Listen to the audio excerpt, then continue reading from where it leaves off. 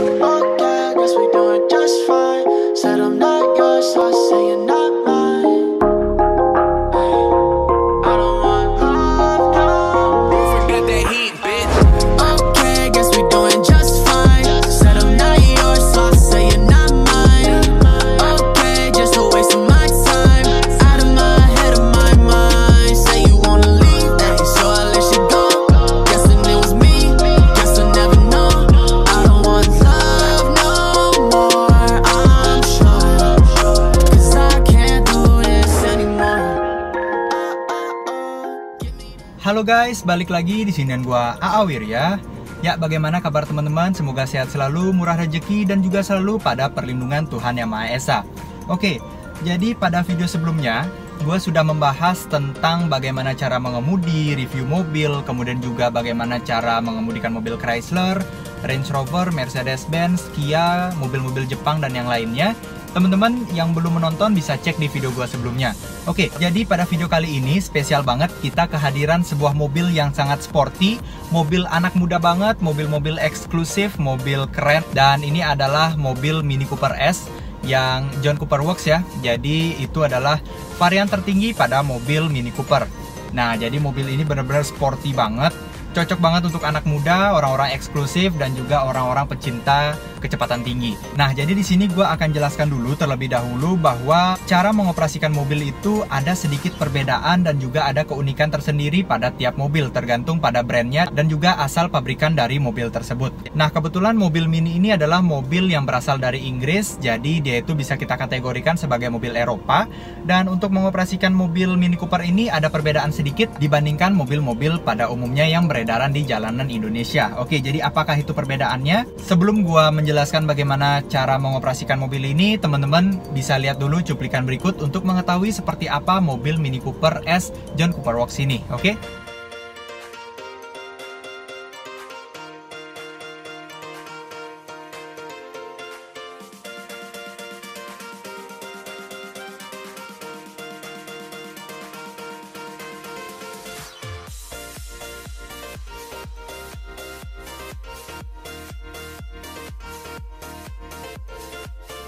Nah, bagaimana teman-teman? Sudah ada bayangan kan seperti apa rupa dari mobil Mini Cooper S John Cooper Works ini? Tentunya mobil ini sporty banget dan gue yakin pasti teman-teman sudah makin kepo bagaimana sih sebenarnya cara mengoperasikan mobil ini. Oke, langsung aja gue jelaskan ke bagian intinya. Ya, sekarang kita lanjut aja ke bagian inti dari videonya. Dan dalam video kali ini gue akan menjelaskan bagaimana cara untuk mengoperasikan mobil ini sehingga kita bisa berkendara di jalan raya. Nah, jadi yang pertama, gue akan jelaskan dulu untuk di bagian setir. Jadi di bagian setir ini sebenarnya tidak ada hal yang berbeda jauh ya daripada mobil-mobil pada umumnya yang beredaran di jalanan Indonesia. Dia itu seperti biasa. Di sini ada pedal shift, kemudian juga di sini ada cruise control. Dia ada di sisi sebelah kiri cruise controlnya. Di sini ada pedal shift juga untuk menambah gigi. Di sini untuk mengurangi gigi. Kemudian di sini ada untuk audio controlnya. Dan mobil ini tidak begitu banyak perbedaan dibandingkan dengan mobil-mobil lainnya. Jadi untuk di bagian setirnya ini sama aja ya sebenarnya cara mengoperasikan. Kemudian untuk di bagian MID-nya, di sini dia ada sedikit perbedaan dengan mobil pada umumnya. Karena di sini untuk indikatornya itu dia menggunakan lampu ya. Jadi teman-teman harus mengerti ketika indikator ini sudah menunjukkan bagaimana kondisi dari bensin pada mobil ini. Nah, di sini ada tanda segitiga dan tanda segitiga ini menunjukkan di mana kita bisa mengisi bahan bakar untuk mobilnya. Kemudian di sini juga indikator seberapa banyak mobilnya itu masih ada bensin. Kemudian juga di sini dia ada untuk kecepatannya itu ya. Di sini ada indikator untuk parking brake. Kemudian juga di sini ada indikator untuk safety belt. Dan di sini ada informasi umumnya. Kemudian di sini ada posisi dari tuas transmisinya. Kita berada di P, yaitu sedang posisi parkir. Kemudian di sini ada untuk di bagian RPM. Jadi dia lokasinya ada di sebelah sini ya. Unik banget. Dan di sini sebenarnya ada indikator untuk electronic stability control tapi sedang tidak aktif dan kita bisa menyalakan dari sini. Nah, di sini dia ada tuas itu unik banget. Oke, nah di sini dia sudah menyala, jadi ready untuk diajak di jalanan yang licin. Jadi fungsi dari electronic stability control ini adalah untuk menjaga mobil itu tetap stabil pada jalan raya sehingga tidak begitu mudah tergelincir, kemudian tidak begitu mudah untuk oleng dan yang lainnya. Jadi lebih aman. Dan di sini maka akan muncul tampilan dari dynamic traction controlnya untuk electronic stability control. Jadi di sini dia ada indikatornya ya di bagian head unit dan ini keren banget mobilnya. Kemudian mungkin teman-teman ada yang bertanya, Bang, bagaimana sih cara untuk menghidupkan mobil ini? Nah, jadi di sini dia sudah menggunakan start stop engine, tapi lokasinya itu unik banget teman-teman. Jadi teman-teman mungkin ada yang tahu ada di mana. Nah, ini gua akan lihatkan dulu ya sekilas. Nah, jadi seperti ini dia. Kemudian seperti ini, di sini bersih banget ya. Dia tidak ada tombol-tombol dan yang lainnya. Jadi cara untuk menghidupkan mobil ini dia ada di bagian bawah. Nah, ini dia teman-teman. Oke, ini unik banget lokasinya, dia berwarna merah ya. Ada tombol start stop engine tapi bentuknya seperti ini, dia unik banget dan lokasinya juga ada di bagian tengah. Jadi bagaimana cara menghidupkannya? Yang pertama kita harus injak dulu pedal remnya. Nah, kemudian kita pencet aja ini kurang lebih sekitar 1 detik sampai 2 detik, maka mesinnya akan langsung menyala. Kebetulan mobil ini sudah nyala, jadi kita tidak perlu praktekkan lagi ya. Karena cara menghidupkan mobil ini sebenarnya sama aja kok dengan mobil yang lainnya, cuman posisi dari start stop engine-nya aja yang berbeda. Dia ada di sebelah sini. Kemudian ini adalah tombol untuk idling stop. Jadi fungsinya apa sih Bang? Fungsinya itu untuk mematikan mesin ketika kita berhenti terlalu lama, jadi bisa menghemat bahan bakarnya. Nah, di sini juga ada electronic stability control dan di sini untuk mengatur jarak pada mobilnya, jadi ada radarnya seperti itu. Kemudian untuk di bagian tuas transmisi, gua akan jelaskan dulu. Di sini dia ada drive mode. Jadi di sini ada sport dan juga ada green. Nah, di sini dia cahayanya terlalu terang ya. Jadi gua akan majukan dikit. Di sini sport. Jadi fungsi sport itu untuk menambah akselerasi pada mobil. Kemudian green ini seperti mode eco ya. Jadi kita bisa menghemat bahan bakar dengan konsekuensi mesinnya itu tidak bisa terlalu diajak berpacu. Jadi ada sedikit hambatan seperti itu untuk menghemat bahan bakarnya. Untuk di bagian parking brake-nya dia modelnya seperti ini ya, seperti mobil pada umumnya. Lokasinya di sini. Kemudian di sini dia ada untuk mengendalikan head unitnya ya. Di sini ada putar-putar. Jadi kita bisa mengoperasikan dari sini. Dan ini tidak ada sangkut pautnya dengan bagaimana cara mengemudikan mobil. Jadi di sini fokus untuk di bagian head unit. Jadi untuk mengoperasikan mobil ini dia tidak ada hubungannya dengan mesin ya, yang ini. Jadi ini fokus memang untuk di bagian fitur mobilnya. Nah, yang terpenting itu ada di bagian tuas transmisinya di sini. Sebenarnya bentuknya itu tidak begitu berbeda dengan mobil pada umumnya, cuman dia bentuknya aja seperti ini. Tapi cara mengoperasikannya sebetulnya sama kok. Nah, di sini dia di bagian depan sini dia ada seperti tombol gitu ya. Nah, di sini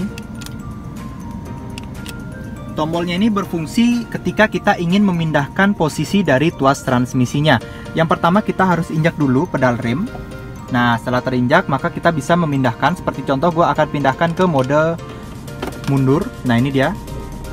Jadi R untuk mundur, N itu untuk di bagian netral, dan D itu untuk drive.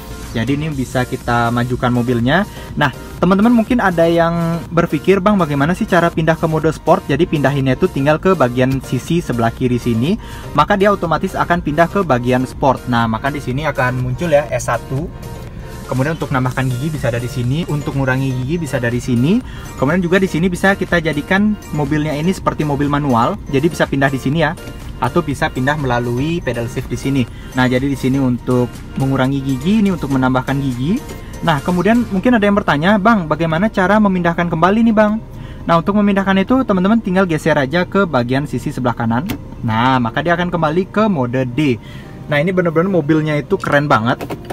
Ini kita pindahkan lagi ya ke posisi P untuk mencegah mobilnya itu loncat. Nah, jadi mobil ini benar-benar keren banget. Kita bisa pindahkan ke mode sport, kemudian juga kita bisa jadikan mobil ini seperti mobil manual. Jadi keren banget, jadi bisa jadi manual tanpa harus menggunakan kopling. Nah, mungkin teman-teman ada yang bertanya, Bang, bagaimana sih cara untuk menyalakan lampu pada mobil ini? Jadi gua akan tambahkan lagi sedikit. Nah, di sini ada 2 buah tuas ya, jadi hampir sama seperti mobil Jepang pada umumnya. Nah, di sini untuk menyalakan lampu sein, kemudian di sini juga untuk mengoperasikan wipernya. Nah, untuk menyalakan lampu utamanya dia posisinya ada di bagian bawah sini ya. Jadi dia itu sama seperti mobil-mobil Jerman. Nah, di sini dia ada leveling lamp.